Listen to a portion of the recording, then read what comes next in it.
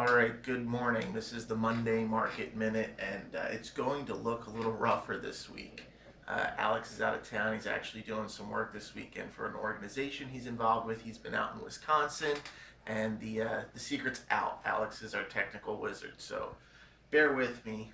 They told me to stick with my strengths when you're out in an area where you're not so good. So what I'm going to do is I'm going to give you a story this week, and it's a common shore theme down here about everyone's got some sort of story. My dad bought a property, my granddad bought a property, on the beachfront in Avalon in 1964 for $2,500, and it's worth $4.5 million now.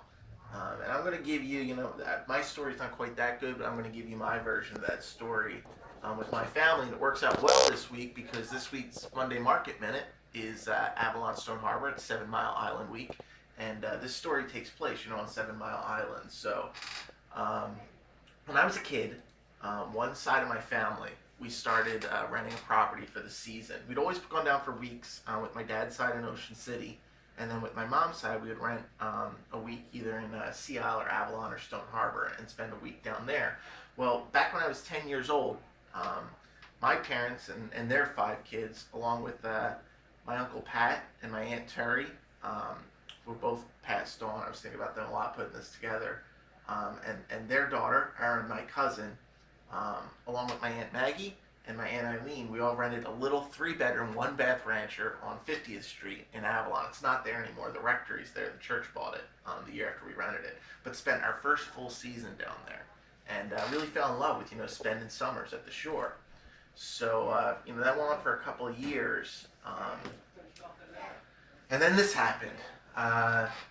Basically, this property here is on 81st Street in Stone Harbor, and we had been renting the house next to it for a couple of summers. There used to be a church here, an old church, hadn't been used for years and years and years, and given a little bit of history on Stone Harbor.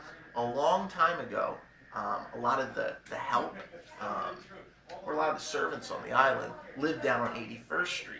And a lot of them were African American. So there was an African American church with its own African American congregation that was located right here on 81st Street. This is before the Public Works building was here also.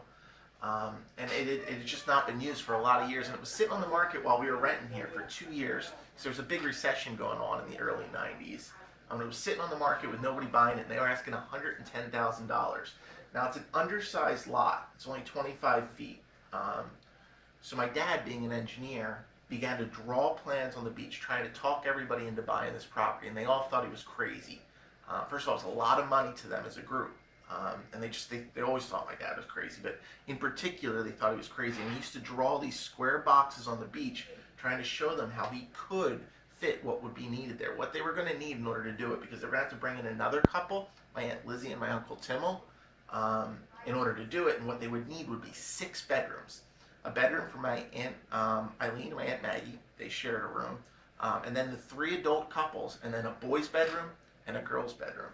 So he started drawing on the beach. I know I can do this. I know I can do this. And he talked him into it. But there was no way they could spend $110,000 on the property. He said, well, let's just offer 45. And they were, we can't do that. We're going to offend these people, et cetera, et cetera, et cetera. And he just kept pushing, and he eventually talked them into offering 45, and thinking that they'd get a counter and they'd see if they could get it at a number. And the church had the property. The congregation at that point was in Maryland, and they had the property on for 2 years with nothing going on. So when they got a $45,000 offer back in 1992, they took it. And the 3 couples and my Aunt Maggie and my Aunt Eileen, they bought the property for $45,000. And they got a friend who was a general contractor. This is also where I learned one of my early lessons in life, watching this go on. Contractors are not easy to work with, but agreed to build it for them. And my dad, being an engineer, drew the plans. It was called the John Burke house. He's always been proud of this. He drew the plans on it. You can't see it here, but this house, because it was only a 25-foot wide lot, is only 15 feet across. Now in Sea Isle, for reference, 1/2 of a townhouse is like 17 and a half feet. So it was tight. And they used to joke too, with a lot of the family being from Philadelphia, it's basically a single family row home. And so they drew up the plans and they built it. And this number can be a little bit debated as far as what the cost, but it was 45 for the property, and then to build it might have been like another 150. All in might have been about $210,000. They saved a lot of money at the end because a lot of the finish work, especially my Uncle Bo, he came down to help out a lot. He was a carpenter, but everybody did a lot of the finish work together, you know. So after it was kind of roughed out, the drywall and everything was in, a lot of the trim was done, and the painting, it was all done by us. Oh, my Uncle Kevin too helped out quite a bit. And so basically they were in for around $210,000 in 1992. And we would spend a lot of summers there. That's me on a surfboard. And my brother Mike, who even into his younger 20s in Seattle, still had a tendency to take off his clothes frequently. But yeah, I mean, like other families, I mean, we were a shore family, and you know, we loved it at the shore. You know, cousins. There was always tons of us in the house through the years. And now here's the fun part of the story. You know, the part that's sort of the real estate part of the story.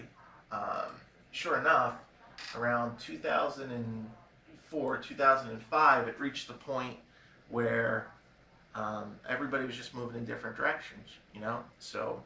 You know, back in 1992, for about $210,000, they'd gotten into the place. I mean, we were really fortunate. It was a very freakish lot. It was a terrible point in the economy. And they managed, actually, 2004, 2005, to sell it for just around $900,000, which is pretty crazy if you think about it. I mean, they basically enjoyed the greatest run-up in real estate history, and without knowing it, managed to sell basically right before the whole thing turned around again. So, you know, it's not as good as that story from, like, you know, my granddad bought a property here in the 1960s, and it's worth $4.5 million, but it is sort of my version, my family's version of the story. And I don't know, I mean, I look back at it all, and it was an amazing thing, an amazing time, and you know, it's sort of why, you know, to this day, like, I am still a shore person, and it's kind of a fun thing to remember and look back on. So this week, a little bit of a personal market minute. You know, if you want to share, you know, any of your crazy stories about people buying properties down here at ridiculous numbers in the past and then it working out. I mean, we spent all those years and, like, they got all the money that they put into it back without ever renting a week out. So, you know, an amazing event. So I'm John Burke. This is Burke and Company. Didn't have Alex this week, so we're looking at a very rough picture. But this is the Monday Market Minute, and we'll see you next week. Thanks.